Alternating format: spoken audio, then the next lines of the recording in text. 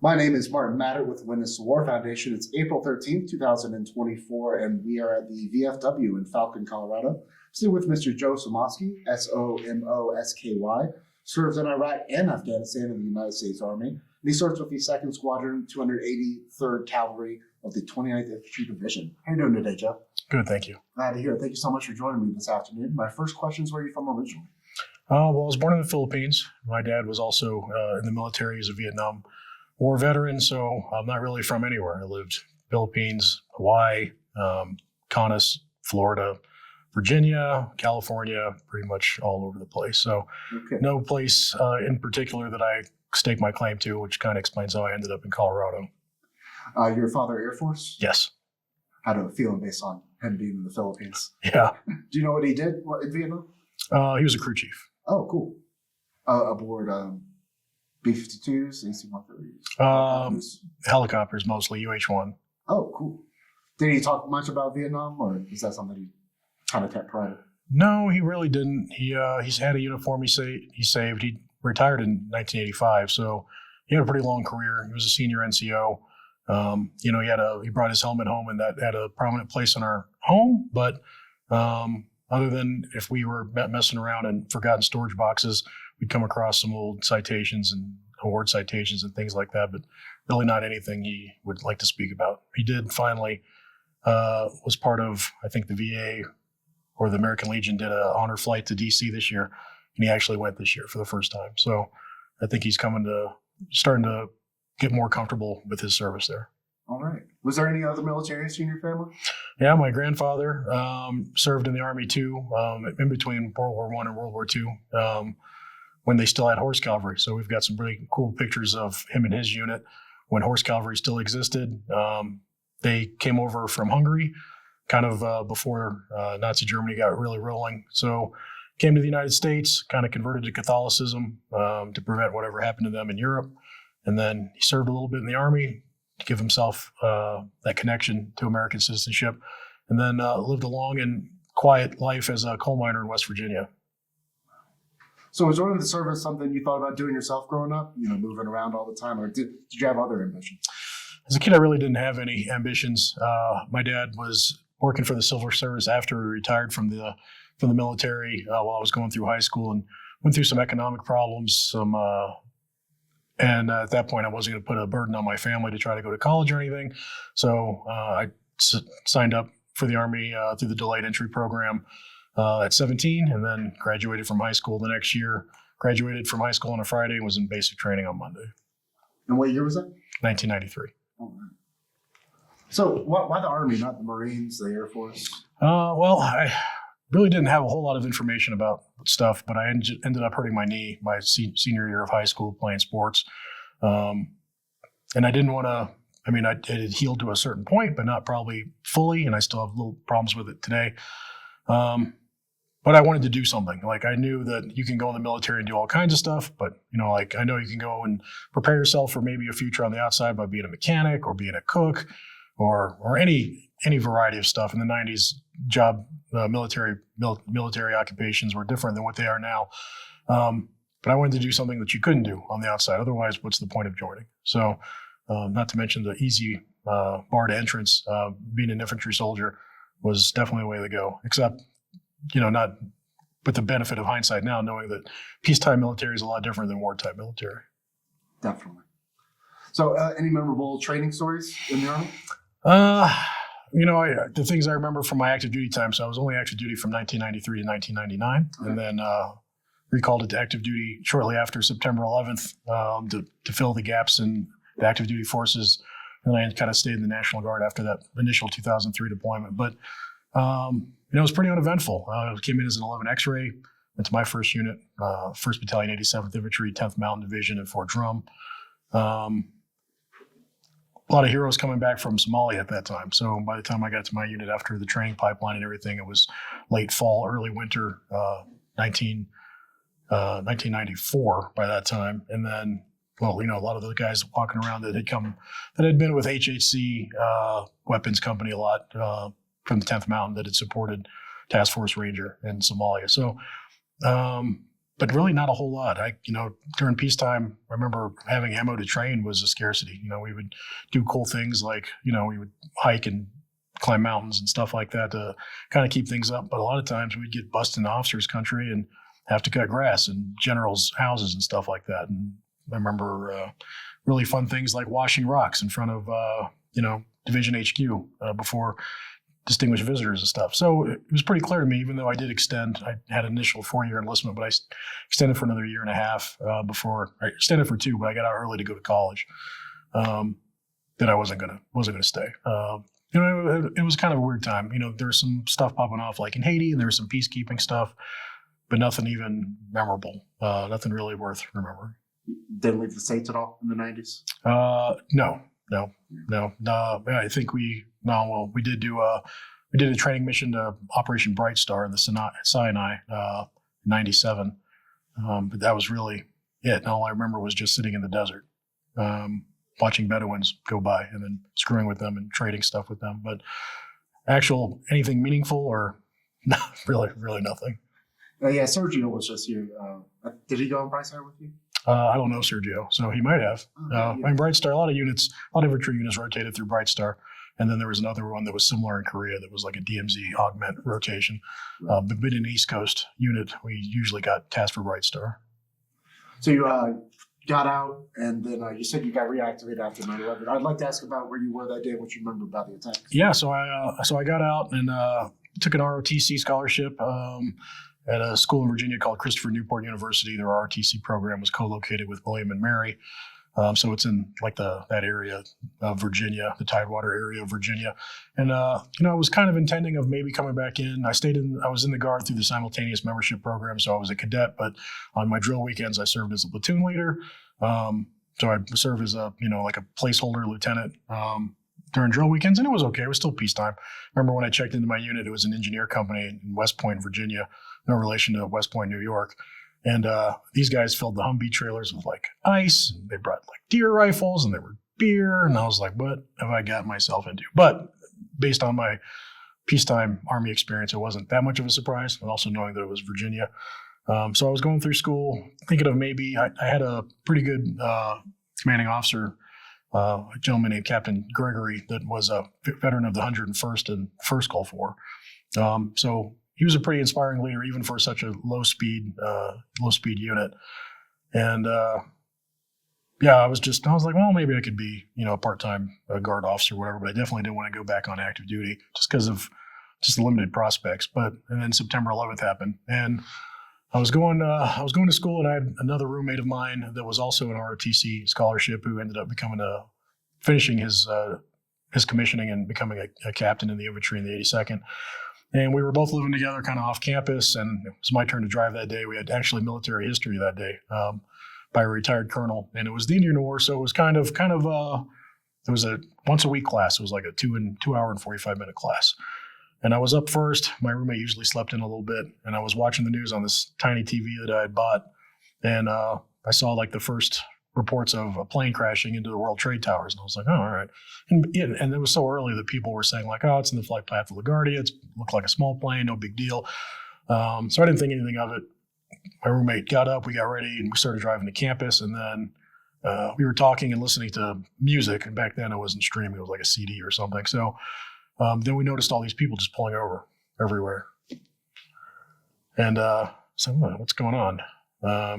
So I turned off what we were listening to and kind of tuned on the radio, and there were urgent reports about second plane crashing. And I had been telling him about the first plane crashing, and didn't seem like it was that big of a deal. I remember just that, based on the size of that building and the initial hole from the first plane crash, it was kind of hard to put it into context. But then a second plane had crashed, and then reports of other terrorist activity, and we're like, oh man. All right, so we drove in, parked, got into campus, and then where our military history class was, it was a group of classes around a common area. And everyone was in this common area watching, I think, CNN on TV. And things were quickly escalating at that point, people trying to get information, things like that. Some of the people were from other classes. A lot of them were from mine. Professor walked out, and he was like, I know you all want to see what's going on. Watch this, but I kind of, based on what's probably happening, we need to have class. and you should go to class anyway. So me and my roommate did, even though we didn't want to. And, after that class, 2 hours and 30 minutes later, we came out and the world had changed. Both buildings, both towers in New York had fallen. Pentagon had been hit. Another plane had crashed in Pennsylvania. And all that happened while we were in class learning about the Indian Wars. So after that, our perspective had changed completely.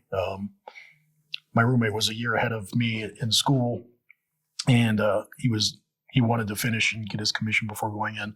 I, on the other hand, wanted to get back in the war as soon as I could. And at that point, trying to find ways to do it, and took a little while. But after a while, you could heard rumors about people getting recalled to active duty, and after a couple of phone calls, if you wanted to go back, you could definitely come back. So got to come back. Initially deployed in 2003 as an augmentee to an MP unit, which was interesting as an infantry NCO. When in 03? Well, I got mobilized in December of 2002, and then I deployed in March of 2003. So you got there during the invasion? Yeah, and being an MP unit, we supported the invasion. There were a lot of people from Colorado, the Colorado 220th MP company that's based out of the Denver area. So we kind of filled in on them, and they were attached to an MP brigade, then an active duty MP brigade. And by the time we got in, the invasion of Baghdad had pretty much been over. And at that point, it was just security operations, security and stability operations. But it was a good deployment. I mean, even though uneventful, some minor combat, but nothing. Nothing that was prolonged or anything like that.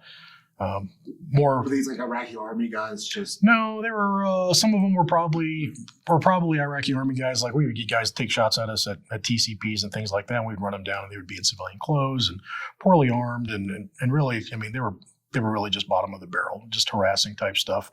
We did more damage on accident. I remember we hit an oil pipeline with a 40 mil on a test fire. That kind of stuff. When you have people that have no business being behind weapon systems that are thrown into the mix of it with very little training, our pre-deployment stuff was real quick compared to when I deployed in 2007. But ultimately, no real casualties, anything like that. Came home, and at that point, I didn't want to go back to school. I had taken a job, and real quick, I just want to ask if you had interacted with the citizens in the city much at all. Yeah, quite a bit actually, and for the most part, most of them were very happy to see us. We came through what used to be Navistar in Safwan when we first entered, and then ultimately we ended up in Baghdad. The people were very happy. I mean, I like doing things like eating out on the community, which we weren't really supposed to do, but we would run a combat patrol, and I'd set security, and guys could get haircuts and grab tandoori chicken, at a roadside stand or something like that. So it was that part that I enjoyed more than anything. And then actually having the opportunity to help people. We had guys that thought it would be hilarious to give pork MREs to people. They didn't care. They were starving. They absolutely didn't care. So they loved whatever we would give them that was edible.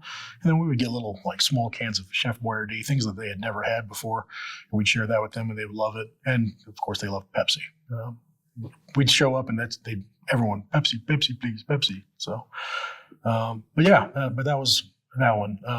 And anybody in that MP battalion stand out in your mind? Did you get particularly close to anybody? No, I stayed with a lot of those guys, and a lot of them deployed with me again in 2007. That I did become close with leading up to that, because Colorado kind of folded some units to create its first infantry battalion. And a lot of us came from that, or still kind of attached to that MP unit. And we volunteered to deploy with this stood up infantry battalion that was, by the time we could get enough people, it was only company minus strength. So that's how we ended up being augmentees to Virginia.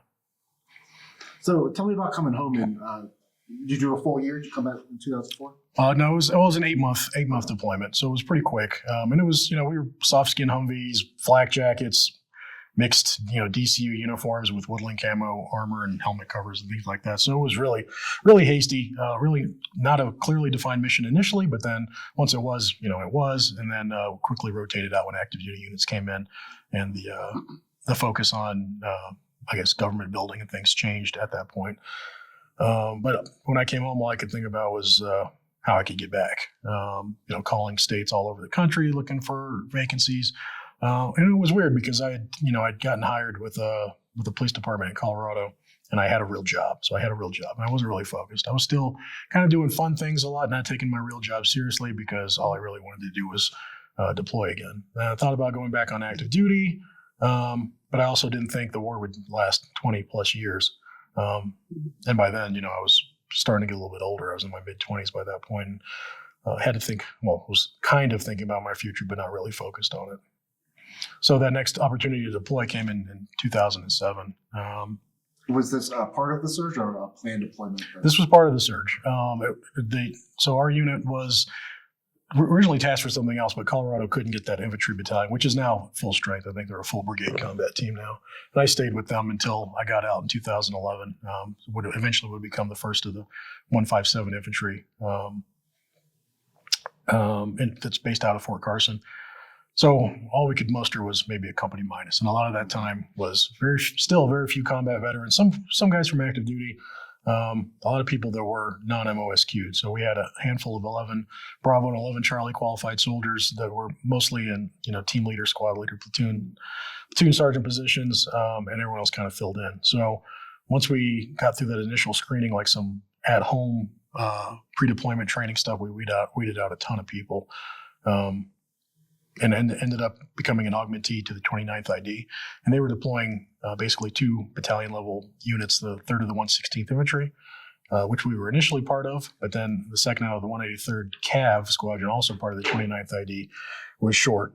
So we our company minus ended up getting tasked out to the Cav, which turned out to be okay because the 3rd of the 116th had some good missions, but a lot of it was border stuff. And then in Kuwait, whereas the 2nd of the 183rd Cav was tasked with route reconnaissance, combat patrols, convoy escorts, and then security for a Navy construction battalion that was tasked with rebuilding and improving a bridge over MSR Tampa that led from like Albert Zubir area to Basra.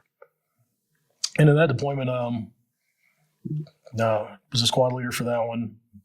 Got really close with my guys, and it was a real eclectic mix of dudes. So one of my buddies, a sergeant named Stephen Stewart, came with me from the 220th.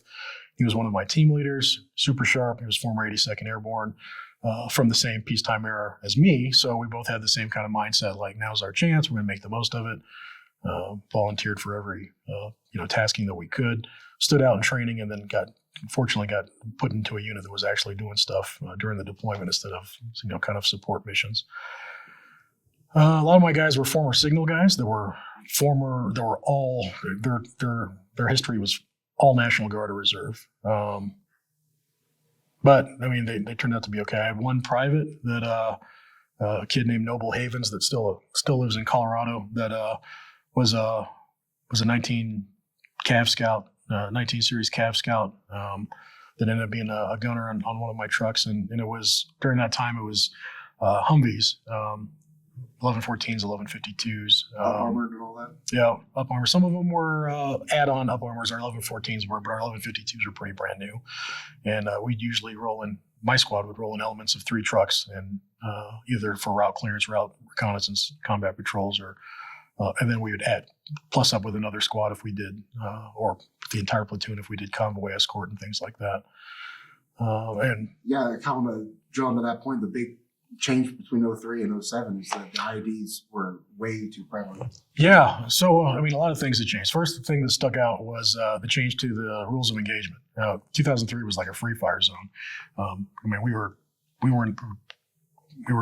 firing AT-4s and javelins and not even really accounting for them.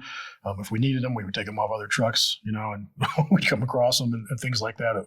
But then in 2007, even though it was the surge and IEDs, and at that time EFPs were starting to get prevalent because a lot of the ordnance that the enemy was using for IEDs were starting to get short, even though we would come across a lot of times old discarded artillery rounds and stuff from the first Gulf War that our forces would leave behind when they were leaving, especially in our area of operations, because we had opened a new border crossing called Kabari Crossing to shut down Safwan, because the crossing in Navistar forced you to go through the Safwan Cloverleaf, and that had become like IED alley and AFP alley, and the casualties that were being taken there were so high that brand new border crossing came up. The problem with that is to still get west to get to like Basra, where we had a force at the airport there, and then south of there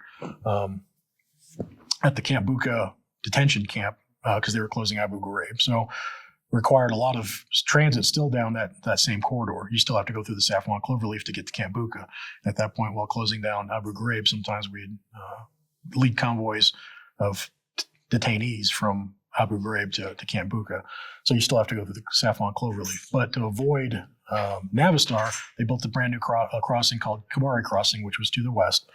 And a lot of times that's where we would initiate our missions. And before we could actually do any of those, we had to reopen a former ASR that was called ASR Atlanta. It was, I guess, south of like Route Irish. That was a little bit further north. But it connected K Crossing to MSR Tampa and to Basra. So that road was pretty beat up and it had to be improved before we could start using it for sustained operations. And a lot of that involved us supporting this Navy construction battalion as they improved the road, rebuilt the bridge, things like that.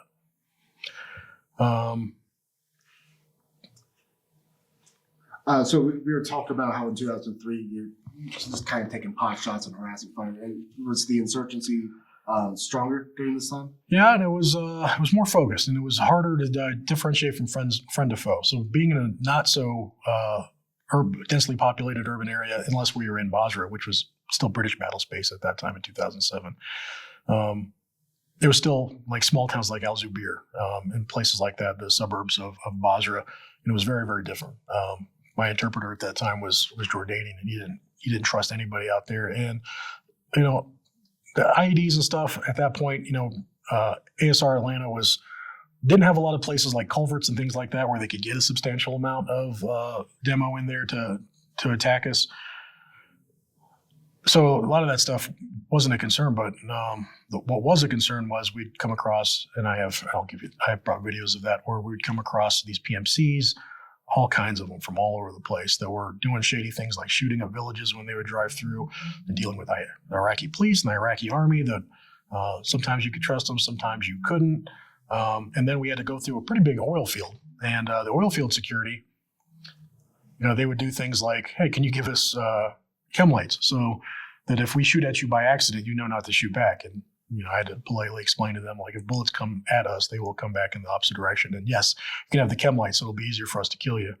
But it was strange, just because of not being able to know what was going on. Then at night, specifically, because we ultimately, as we continued to improve ASR Atlanta going east, we stood up an outpost that was on the outskirts of a combat outpost that was on the outskirts of Basra, and we would take rockets. Us and Basra would take rockets nightly, because at that point they had figured out the Iranians were providing rockets to the insurgency, and if not providing more than that, but they knew they only had to make one calculation. They would fire the rockets at max range, so all they had to know was azimuth. And places like, a pushed up dirt berm outpost in the middle of nowhere, pretty easy to get your azimuth on that. It's a pretty easy TRP. Same thing for Basra. You could see their control tower and their hangars.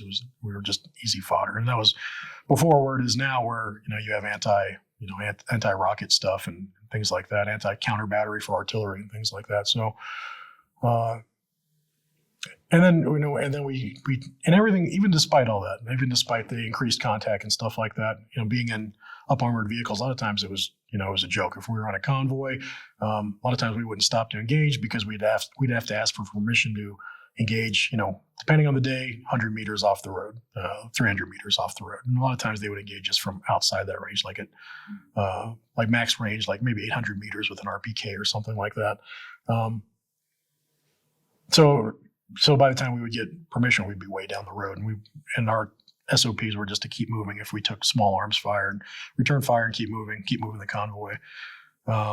It's sometimes more dangerous to even go chase them down, if they're that far out. Yes, especially in that area because, since it wasn't urban, there's a lot of sand. You couldn't really see what you were rolling into or who else was back there, or if you were rolling into a preset IED ambush or something like that. Just the unknowns. The amount of unknowns was crazy. At that point, like, the ingenuity in their IEDs was huge. Like fake rocks that had explosives in them. That you'd pay an IP to go up and kick or something like that, so you wouldn't have to send one of your guys to try to deal with it, or wait 3 hours for EOD to come. For us, a lot of times they would come from Kuwait. It would be quicker for them to come from Kuwait than to come from the Baghdad area, which was still 3 hours or 5 hours if the routes didn't go black, so you'd have to pick your poison. And everything went well. We took a short pause in operations for Christmas, and then we had an incident where we were on a combat patrol, and not long after entering into Iraq from Kuwait, we came across a truck came up to us that was from a private military company called Blue Mountain. I think they were British. They were a British PMC. They hired Americans and stuff too. But a guy had said that they had been stopped up ahead by a contingent of Iraqi army, and they weren't letting them go, and they were trying to arrest them. And I said, all right, well, I've got 3 trucks. I've got 350 cows. Like, let's go see what's going on. I didn't really ask a whole lot of questions. So we followed them up, and it was a pretty big convoy, and it was a huge contingent of Iraqi army people led by a colonel. And they had them surrounded, and the PMC guys weren't going to get out of their trucks, because if they did, they were going to get arrested or worse. And then I went and negotiated with them for their release, learned that it maybe not them in particular, but their company had been reportedly shooting up villages while doing convoy escorts and stuff like that, and they were going to take them into custody because they were sick of their shit. So I confided with the colonel, who I didn't know spoke English, but I was speaking through his translator, my translator, very respectful, promised him, like, let me take them back. I'm not going to let them continue into Iraq. I'll take them back to Kuwait. We'll let them go into Kabari Crossing. I'll turn them over to the military, chain of command there, so that you guys can deal with them that way. And then he started speaking English, and we came to an agreement, and that's how that ended. And that was tense. And I just looked at the videos a little bit today. I had to pull them off the old computer, which I was surprised actually fired up this morning. But shortly after that, we took a pretty big ambush where one of my guys ended up. It was more complex and more serious than anything we had come up against before. Usually, if you heard small arms fire, even an RPG, you knew you weren't going to get directly hit. Like, we would return fire, would be quick, and we'd keep rolling, or we'd decimate the 2 or 3 people that were trying to engage us and be done with it. But in this case, we were escorting a CB unit that was improving the road. There was a lot of damage from cluster bombs in the first Gulf War, and we were just packing everybody up. So the CBs were putting their heavy equipment on their cargo trucks to take them back to Kuwait. And right as we were done, our trail truck, unfortunately, our gunner was being smart and staying in name tape defilade and kind of moving his gun turret a little bit. But a sniper initiated the ambush by trying to shoot him through the gap in his gun shield where the 50 cal barrel came through. Clipped the edge of the gun shield, and the fragments hit him in the face. But he was able to get it back up, and his head bounced off the turret, and he ended up getting his gun in the fight. It was a kid named Ray Southard, who was a Fremont County, Colorado sheriff's deputy at the time. So he got his gun in the fight. My truck was kind of in the middle since I was leading the element, and we went back, supported that truck by getting our gun into it too, and got the convoy rolling until we were far enough away to kind of stop and reconsolidate. And came and checked on Ray. He was a little banged up. It turns out his jaw had been broken. Some fragments hit him in the face, and his jaw had been broken from hitting his head on the roof of the truck in the turret when he took that shot. But things would develop with that later. But at that time, he was fine for the most part. But we had taken some RPG fire, taken some RPK, RPD fire at that time too, and it was really well timed. They had a good firing position where it was hard for us to get to them. And what was their position? They were out in some dunes off to our north that we couldn't see, and we had been out there for hours, and hours and hours. But This was like late afternoon? Yeah, late afternoon, early evening. So waiting for the sun to go down. We had a vehicle come through. And it wasn't uncommon for civilian vehicles to come through, but I remember a really well-dressed family coming through, which was very uncommon. And they had their daughter in the back, and I remember how terrified she looked. And it's just, on days where things went like that, things always stuck out as being like, if things were going to be weird, something bad was going to happen. And that's exactly what happened. They went through our checkpoint, seemed really weird, but I think they were just casing us for the attack. And then, right shortly after that's when we took on the ambush. So yeah, you're saying they're entrenched up on the dune to the north? Yeah, and there was a vehicle back in there too, so we could only see some of it based on where we were on the road. And at that time, when we talk about limitations, like we had like one radio. We didn't even have direct comms. The CBs weren't on our channels. Like they were using unencrypted radios. We were on encrypted radio. So not all of them knew that we had come into contact by the time we stopped and reconsolidated. So it was a nightmare. I remember leaving that day. The CBs were in no hurry to leave. They didn't care if we had an SP time. I did. So there was some tension there. There was some tension between one of my team leaders and his driver that I ended up ripping into his ass and threatening to flex cuff him. And it was just that day. It was that day. We had a flat tire going to meet the convoy. And while we're fixing that, I left my sunglasses. I forgot the sat phone. It was just when everything happens like that, that's when bad stuff happens. And it did. But so, I mean, of course, we were a pretty tight unit at that point. I had kids from all over Colorado. I had college students from Greeley and, mid-level executives for like Dish Network from Denver, but we were all really close by that point. We'd been through the crucible of experience and training, operational experience and training, and we had weeded out all the people that didn't belong. And I because I had started out on that deployment as a team leader, and when I became a squad leader, I started taking on guys I knew had potential that were problems in other squads. Like I took on a kid from Rifle named Robert Irwin who constantly falling asleep, and his squad was going to send him back to the rear. And I was like, oh, I'll take him on. And it turns out he was just staying up all night playing freaking Xbox or whatever. So I would take on all these guys that nobody wanted, and we turned out to be the highest decorated element in our unit. So a bunch of CIBs, a bunch of cabs, Archons with Vs, Purple Heart for Ray, and it kind of continued on. But I had kind of really focused on them and not really at home. I had a wife at home, wasn't really, she would call and she'd be upset. And I said, look, I can't focus on my guys. If I have to focus on you, I need you to be able to handle it over there, which probably wasn't the right thing to do, but the way I handled it. And, I didn't even want to go home. We had such a tight bond. But as we started winding down to go home, so, we had pulled back and we did our right seat, left seat with the unit that replaced us, a unit out of Ohio, I think. And we had kind of fell back to Kuwait. We were at Camp Virginia in Kuwait while waiting to go home, and then ultimately to Camp Arif John to go home. But while we were at Virginia, the guys were free to do whatever they wanted during the day. We would always just meet for dinner every night, the whole squad. That was our thing. We'd always done that. And then one night we all met at our talk. And Ray, who had been wounded earlier in the deployment, wasn't there. It wasn't right. I sent the guys to Chow. I borrowed one of our non-tactical vehicles from the talk and started driving around. His roommates were like, we lived in compartmentalized housing units. And his roommates were like, oh, Ray wasn't there. He left earlier. I think. I didn't really hear him because guys were sleeping and doing other stupid shit. But so they went to Chow and I started driving around the perimeter of the camp. And I came across Ray in his PT shirt and his underwear out along, in between towers, and no one's really paying attention out there anyway. Camp Virginia is pretty far inland, but no one had reported him, and I was like, man, what the hell are you doing out here, man? And I got him in the truck, and I brought him back to the talk, and it turned out something I had never heard of before is he had sustained a TBI when he was wounded. They ended up wiring his jaw shut, and he came back on mission and stayed on mission and, did everything he was supposed to, but he was having problems with sleep and memory and all kinds of stuff. So got him to Arif John, took him to the hospital, and they said, oh, he's got this traumatic brain injury, thing I'd never heard of before.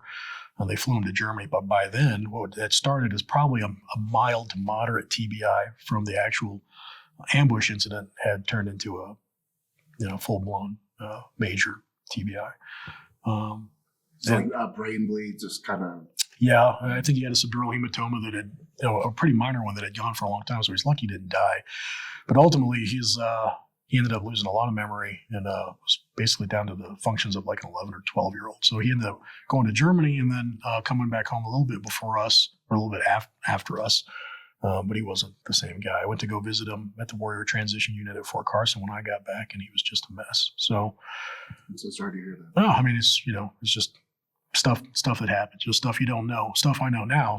Now I'm super educated on TBIs and things like that. And then, I had this job at home that I was going to try to focus on. And I also had the support network in addition to sustaining employment and stuff like that, things that a lot of my guys didn't. A lot of these guys, was and probably still is, and maybe even for me, the most important thing they'd ever done. So guys came home and the transition was tough. Most of them didn't want to come home. I wasn't going to come home. I was going to volunteer to stay on with another unit. My wife threatened to fly out to Iraq and shank me. So I came home, and one of my guys, a college kid from Greeley named Pete Maris, he volunteered to stay. We actually found a unit. They had slots for us, but I convinced him to come home so he could finish his degree. He was a pretty young kid. Our unit comedian, a hilarious guy, always lighthearted, always got a smile on his face. And we ended up coming home. So all the stuff that I'd done while we were deployed to keep everyone together, because everyone was kind of all over the place, slowly, everyone went back into their own lives. And we did this homecoming thing where they got us a weekend in Breck or something, and we all got together and kind of gauge where everyone was. And then, so we've been home for a little while, and the same thing as my previous deployment is like a thing about was how can I get back? How can I get back? I wasn't present. I never came home, mentally or even physically for that matter. But I had taken up some stuff to kind of like fill that gap. I started like whitewater kayaking and mountaineering and things like that. And I was going kayaking this one particular weekend. It was September, October, 2008. A little while after we had done that homecoming, and I was getting ready to go to bed because we would leave early from where we live in Colorado Springs to go down to Canyon City, where we were going to kayak the Royal Gorge the next day. And I got a message on Facebook Messenger from Pete Maris. And he said, "Hey, I'm just checking on you. I want to see how you were. It's been a little bit." I was like, "Man, I'm getting ready to go to bed. We're going kayaking tomorrow early. Can I call you tomorrow when we get back?" And he said, "Sure." And I hadn't seen Pete for a while. Didn't really think much of it other than, that was the first time he'd ever reached out like that. Went kayaking, everything was fine. Had my phone in the car, so when I got back, I had all these voicemail messages. We had to shuttle cars from where we put in the river where we got out. So once we got closer to Canyon City where we had coverage, I was able to check these messages, and it was all guys from my squad and platoon like, "Hey, something's happened to Pete. No one can get a hold of Pete. He called a bunch of people and left a bunch of weird messages. No one's telling us anything." So I made some calls. I was back at my full-time job, police officer here in Colorado Springs. So I called the Greeley PD and told them who I was, and they probably shouldn't have told me, but I also told them that Pete was one of my soldiers, and he contacted me last night, and everyone was distressed, and they told me he had shot himself. So I don't know if he was reaching out to me and the other guys to say goodbye, or if it was a cry for help. But, the benefit of hindsight, it was too late at that point. And of course, he was the guy that kind of was the glue that held all of us together. Even though he was a specialist, he was a gunner. He was such a funny guy. Like you'd go in the showers when the other squads, or other platoons were in there, and like piss on them and run out. And they'd chase them, through our company area and stuff like that.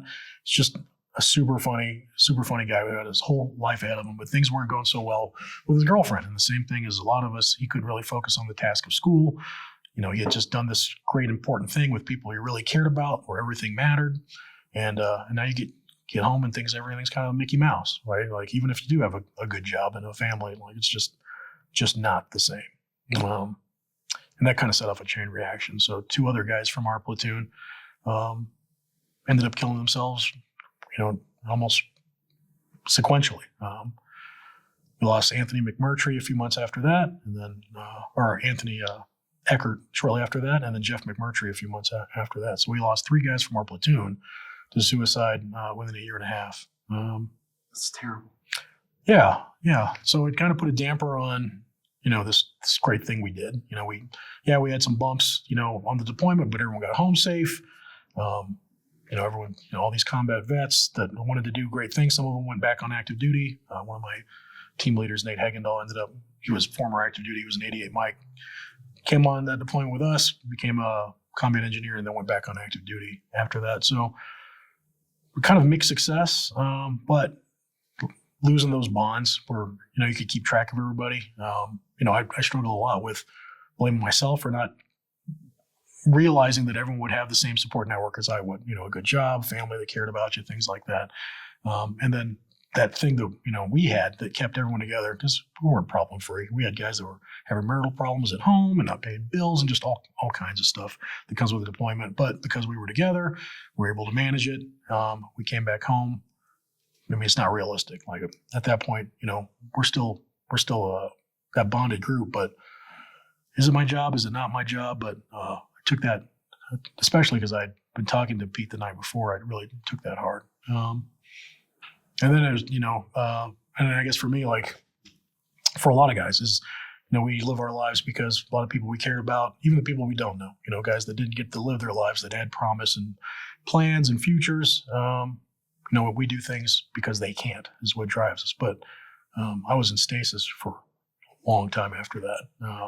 We had another good deployment in 2011 as a member of a mentor and liaison team where we would basically mentor Slovenians or Italians who were leading Afghani National Army soldiers. But I just couldn't come out of that. It's like I was frozen from all that happened after the deployment in 2008. So, and I mean, it took a lot. I mean, I tried all kinds of stuff to kind of to come home. I went to a program called Heroes and Horses in Montana, which is run by former Navy SEAL Micah Fink, which is highly acclaimed and gets lots of great media. But it was kind of a Band-Aid, right? Like, in the mountains in Montana and riding horses with other combat vets, that was great. But it only took me a few days to realize, like, man, I can't sustain this when I get home. Like, I can't, I can't do this all the time. I have a real job. I can't live like a cowboy. Like, this was great, but it's not sustaining, and I tried a couple other programs, but it wasn't until 2021 I went to a program called Operation Restored Warrior. And in that meantime, people complain about the VA, but their mental health resources were great for me. That was after we had community care authorized through President Trump, so I was able to go to real doctors that I had counselors at the VA that would quit between every appointment. So I was actually to get some stability, but I still just couldn't cross that last obstacle. But I've heard continuation of care was a big problem. Yeah, huge. Yeah, and you come in and you have to start all over. I have a new counselor. I have to do intake again. I have to start from scratch. You couldn't ever make any progress. So once I got community care, I actually had a therapist until he quit too. But for about a year, I had continuing care, and I was actually able to make some progress. But still, it wasn't the same. And it wasn't until I went to this program called Operation Restored Warrior, which was focused on combat vets. What sort of resources did they offer that you thought was really beneficial? The difference with them and other ones is that they were faith-based, that connection. And I had always, I'd grown up a Catholic kid, a Catholic school kid, and things like that too. But it wasn't until I went to Operation Restored Warrior where, that really laid out like all these things you've lived through. You didn't do it by yourself. There's no way we can do it by ourselves. And that, this connection to our faith is what would get you there. And since then, I've made some inroads. I was able to do things like I couldn't do before. Like I wouldn't leave my house. I mean, I just all the things. I wouldn't connect with anyone. I didn't really have any friendships with people from work. I mean, things like that. But since then, I've been able to, with that confidence and the support from that program and from what I learned in that program, I went to DC last year with Iraq and Afghanistan Veterans of America and I guess campaigned on behalf of veteran stuff. We had gotten the PACT Act passed, and then we were transitioning to this new Major Richard Starr Act, which allows people to get their military retirement if they were forced to medical retire for reasons they didn't want to. There's no way I could have done that. Gone to D.C. with people I had no idea, had never dealt with before, go to congressmen and senators' offices and meet with them and their staff and petition on behalf of veterans. So finally, now I've blinked my eyes and a decade and a half has gone by, and I realized all this time that had been lost. So I'm just finally starting to make some inroads. Even though, I still have setbacks and stuff like that too, like anybody, but that was probably the most impactful part of, I've done a lot of stuff in the military, and I'm not a huge fan of talking about myself, but that 2007, 2008 deployment was probably the pinnacle of, my personal and professional life. And, if you were to look at my resume, you'd probably call me crazy because I've done a lot of stuff in and outside of the military, but that one was the most. It was the most rewarding. It was the most fulfilling. any combat unit that does stuff together, like, yeah, you start out like, yeah, you're serving your country, you're doing a good thing, but it became really quickly we were just taking care of each other. Yeah. Can I ask who's on your band? That's Pete Maris. Yeah, I had one that had all three of our guys on it, but it's pretty beat up now, so I got a replacement a little while ago. But one for Pete, and he's buried in Greeley, and he killed himself before he could get his combat action badge awarded to him. So all of that was done posthumously. A lot of our guys from Virginia that deployed with us came out for it, so it was really, really nice. And it's hard to think that a guy like that who was at the beginning of his life, that his whole world ahead of him, gave it up, and I still feel like we had a chance to intervene. But knowing what I know now, because in my civilian job, especially here in Colorado Springs, I worked homicide for a while and investigated a lot of Fort Carson soldiers that killed themselves. I mean, way more than I'd like to count.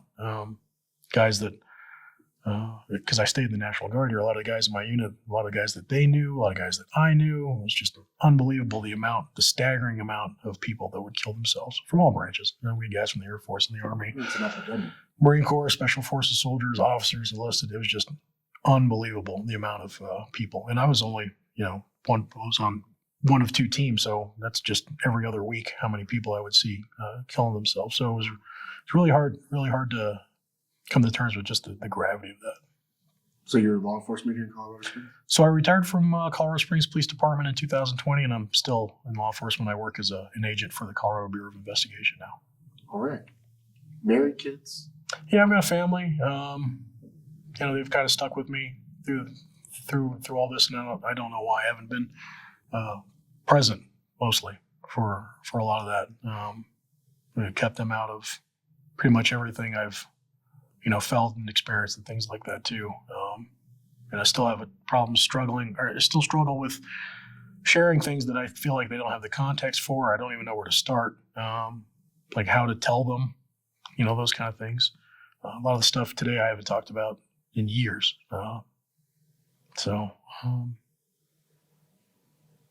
Yeah. Well, one step at a time.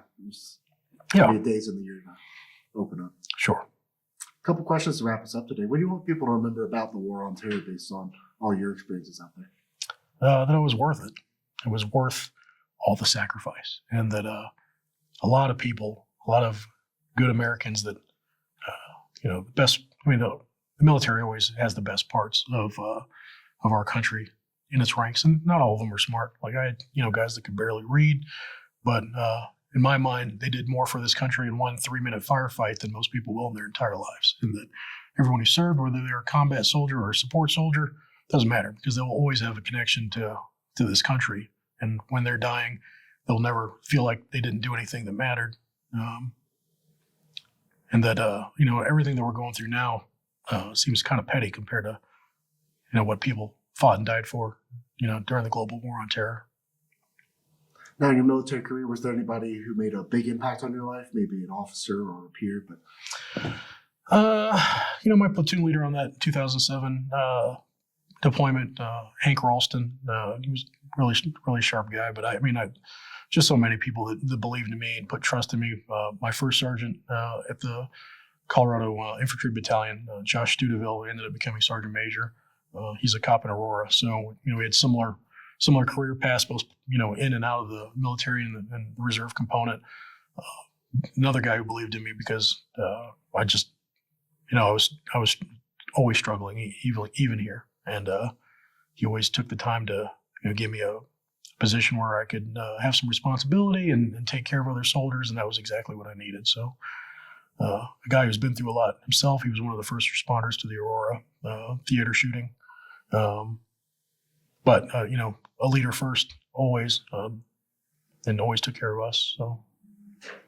Now, is there any song that you heard today would take you back to your days in Iraq or Afghanistan? Oh my God! Well, Linkin Park just released that, like their greatest hits album, and I think Meteora was huge that year. I think, if I remember right. So it's like, oh man, what about the timing? Just the timing of that always seems to, there's no coincidences. So yeah, basically that entire album, I think.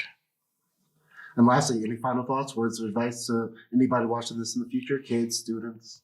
Yeah, what I see today, I'm about to hit 50. What I see today is just not just with youth, but all kinds of people, grown people, is that they're so desperate to be a part of something bigger than themselves. They're so desperate. And it's so easy for them to watch something on their stupid phone or a computer, click a couple things and be part of something that they think matters, but they really don't have the information to make that decision intelligently, like whether it be the Palestinian-Israel conflict, whether it be Black Lives Matter, any of those things. Like, it's not fulfilling them. That thing that they're missing is service. And that doesn't have to be through the military. It's like, service before self. Be someone that puts everyone ahead of yourself. There's so much selflessness in everything that's going on, with the rat race, the 9 to 5, things like that too. But you can just see the desperation on these people's faces. Like, yeah, you've got this nice car and you've got this nice house, but they're just golden cages. At the end of the day, like, do you really feel like you're, spending your time here on Earth,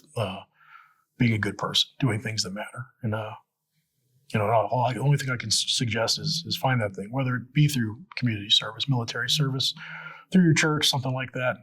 Those things you're looking for aren't as easy as clicking something on your phone. You actually have to go and live it.